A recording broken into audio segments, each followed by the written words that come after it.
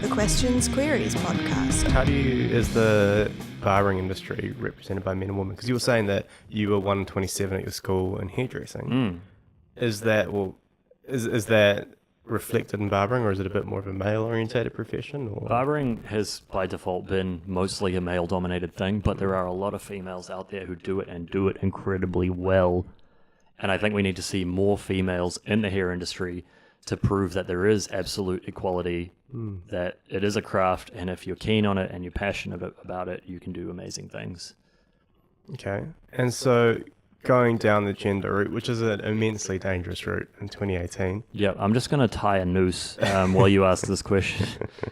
Carry on. No, I'm kind of curious on your thoughts, and I don't think there's a wrong answer, but barber shops used to be, or considered by people to be, the man's... Men only. No women allowed. Yeah, the man's haven, right? And I mean, I went to an all-boys school, and there is some charms to men-only things, but there's also so many drawbacks that I really can say it's advantageous. Yeah.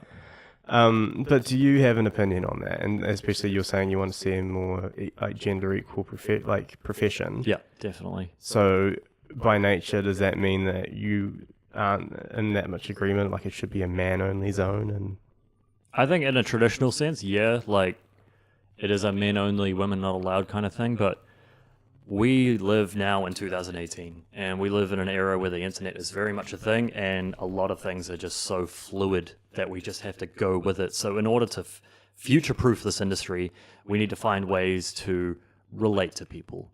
And I think if you're a barber and you're willing to do a short haircut, there's nothing stopping you from doing that short haircut on a woman as well as a guy, or whatever gender you may identify as. So come on in, ladies. You want a short haircut? We do a pretty nice job. And especially if I'm lucky enough to have that hairdressing background, you understand how to make something feminine versus how to make things masculine just by altering the shape of the haircut that you're doing. Sure. Yeah. Sure.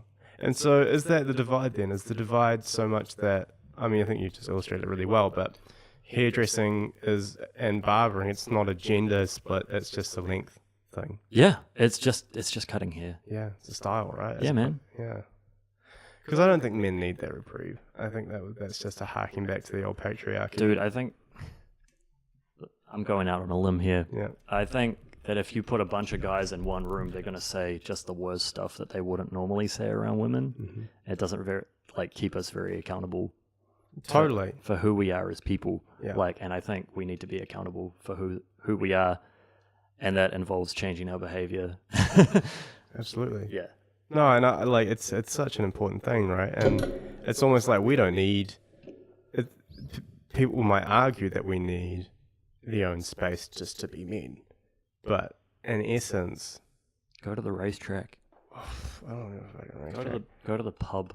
But rugby. Rugby. But it's so You're right. It's so advantageous to have a feminine energy, to have, because we make each other great. Yeah, right. That's what we do. We need both. We need all genders. We need all of them because that is the differences that we have make each other strong if we're willing to humble ourselves and learn from one another.